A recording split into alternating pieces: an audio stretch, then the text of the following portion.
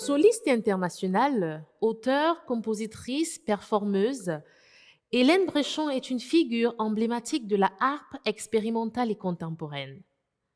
Sensible aux multiples disciplines artistiques, elle crée également pour les arts plastiques, le cinéma, la danse et participe à de nombreuses performances en vivant l'interprétation et l'improvisation comme deux approches complémentaires de la musique.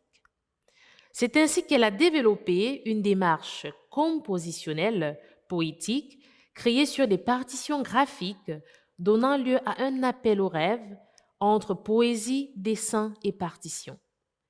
Dans cette œuvre intitulée bien sûr La boîte de Pandore. Pour en savoir plus, recevons ce soir Hélène Bréchon. Bonsoir Hélène, comment vous allez? Bonsoir, ça va bien? Bonsoir de Paris. Merci pour cette invitation qui me fait très plaisir. Non, mais le plaisir est le nôtre déjà. Merci d'avoir répondu voilà, à notre invitation.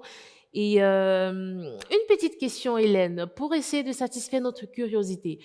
Nous aimerions bien savoir comment est-ce que vous êtes, quel en fait a été le déclic de passer de l'art, en fait, de l'art que vous avez l'habitude de pratiquer à l'écriture. C'est quoi? Quel a été à ce moment-là? Quel est le moment où vous vous êtes dit, alors là, il faudrait que je me lance dans l'écriture? Ah, c'est un chemin qui se fait, beaucoup, avec une part d'inconscience. C'est-à-dire que, c'est vrai au début je suis interprète, j'ai joué la musique des autres, j'ai improvisé, j'ai créé ma propre musique en improvisant et puis petit à petit on se met à écrire, c'est-à-dire à arrêter une idée, à fixer une idée, à se dire: «Tiens ça je voudrais pouvoir le réutiliser».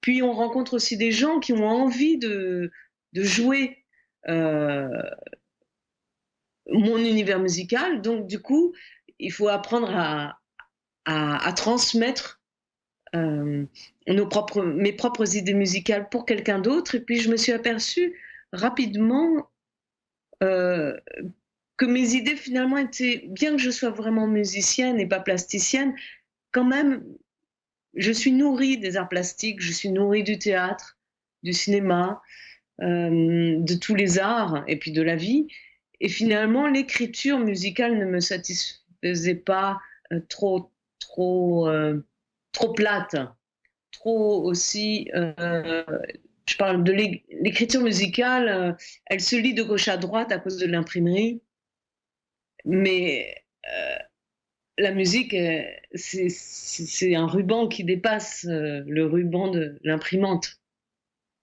et donc j'ai cherché à aller vers une plasticité de la musique et c'est pour ça que je me suis retrouvée à écrire et à sortir du champ musical pour aller vers quelque chose de plus plastique, dans les dessins, heu, qui sont la boîte de Pandore.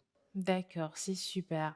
Alors, parlons de justement, parlant de la boîte de Pandore, nous aimerions bien savoir quelle est en fait, je ne voudrais pas dire quelle est l'histoire que vous nous racontez dans la boîte de Pandore, non, mais j'aimerais bien savoir qu'est-ce que vous transmettez dans cette œuvre-là, la boîte de Pandore? De quoi est-ce que vous parlez dans cette œuvre? Alors, il y a des choses encore une fois, j'ai envie de dire qu'au départ quand même, dans la création, dans l'acte de créer, il y a des choses qui échappent à l'artiste et cette boîte de Pandore, elle m'a permis aussi de laisser s'échapper des choses, dont je n'avais pas forcément conscience. Quand j'écris les poèmes, ils viennent tout seuls. Je les retravaille, mais il y a des choses qui m'échappent, qui viennent sous mes doigts musicalement, qui viennent, dans ma bouche, la langue et ça crée un sens qui n'est pas, forcément voulu. Je me dis pas: «Je vais écrire là-dessus». Non, ça sort de moi et du coup, la boîte de Pandore, elle s'est construite quand même aussi toute seule, non pas uniquement par ma volonté en disant: «Je veux mettre ceci et puis cela». Non, elle s'est construite et je me suis aperçue, heu, c'est après d'ailleurs que le titre est venu, hein. Je me suis aperçue que ça crée, cette boîte de Pandore, c'est le mystère. Je peux le dire aujourd'hui, mais au moment encore une fois, au moment où j'ai créé, je l'ai pas pensé comme ça, mais c'est le mystère féminin. C'est le mystère de la femme. enfin du féminin en tous les cas. Parce qu'un homme peut être féminin, il a un féminin aussi. Donc ça parle peut-être plus.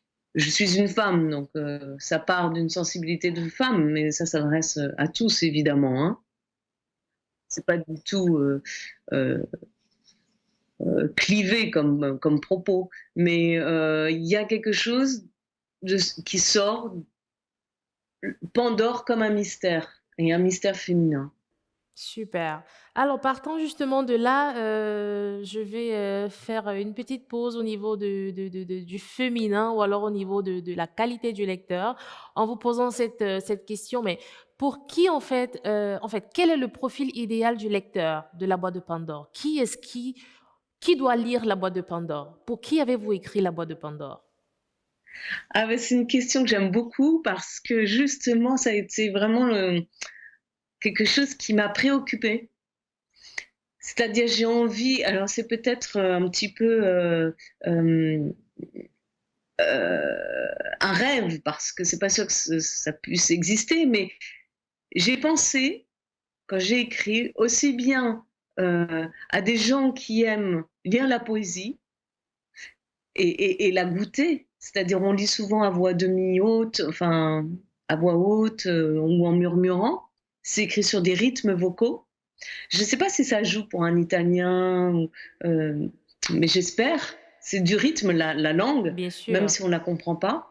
Et puis j'ai voulu penser aussi aux gens qui aiment les livres d'art, c'est-à-dire regarder des livres pour la beauté des images, sans vraiment se préoccuper forcément toujours du sens, de rêver, comme les calligrammes, d'Apollinaire. Et j'ai pensé à un 3e public, et c'est ça qui m'intéresse, c'est de penser à une multiplicité de publics, à ceux qui pourraient avoir envie de jouer. Donc ça s'adresse aussi à des artistes ou des performeurs qui auraient envie, de danser dessus, de faire de la musique dessus, puisqu'il y a aussi des partitions qui sont lisibles, de faire une architecture, ou ou pour un acteur de s'emparer du texte et de le dire sur scène.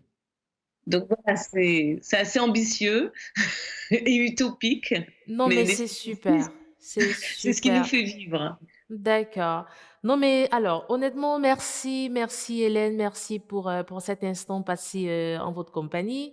Et voilà, tout ce que nous pouvons vous dire actuellement, c'est merci et surtout bonne chance pour la suite, en espérant retrouver, pourquoi pas, votre nom sur d'autres projets à venir, pourquoi pas.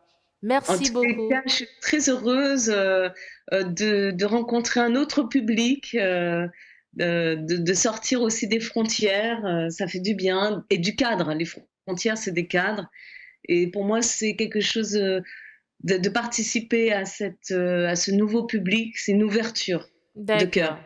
Merci beaucoup Hélène, merci beaucoup et à très bientôt, À nous bientôt. disons. D'accord. La boîte de Pandore, dont l'auteur est Hélène Bréchamp, est désormais disponible dans les librairies et plateformes digitales. Une publication de Europe Livre.